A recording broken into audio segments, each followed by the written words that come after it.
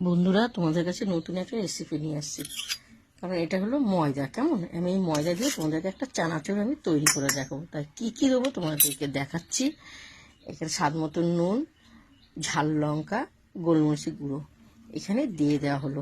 কেমন, আর এই যে কামধনু রঙটা অবশ্যই দেবে, আমি এখানে দিয়ে দিলাম। কেমন, দিয়ে এটা ভালো করে আমি মিশাবো। মিশানো হয়েছে, আমি অল্প অল্প করে জল দেবো।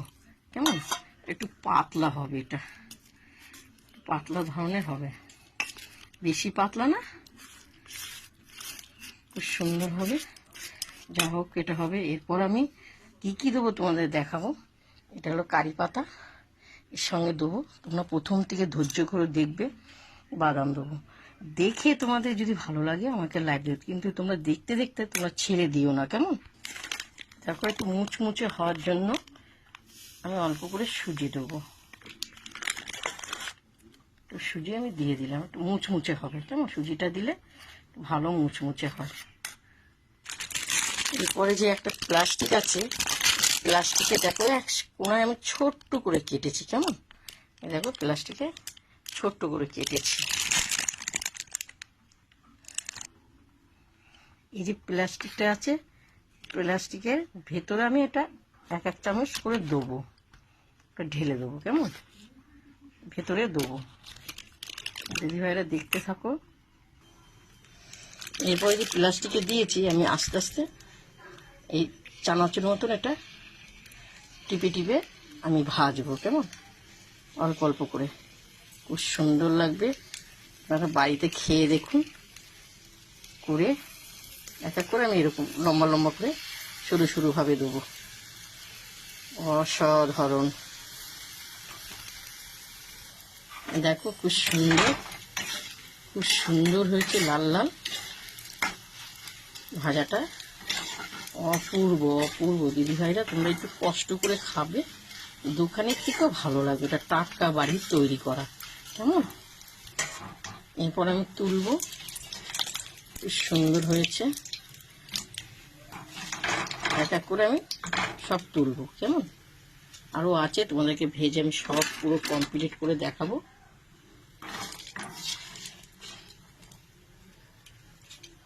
খেয়ে দেখবে দিদিভাইরা। এক এক করে সব তুলবো। খুব সুন্দর ভাবে হচ্ছে।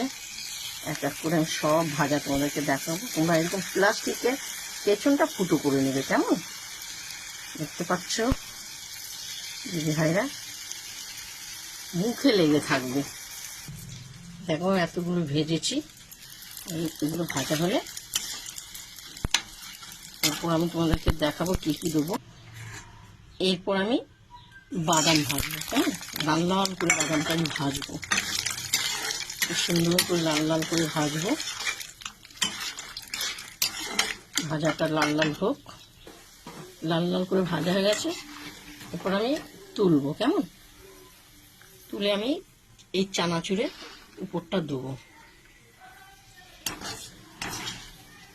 সুন্দর অপূর্ব খেতে লাগবে। সব এক এক করে আমি চানাচুর উপরে দেবো।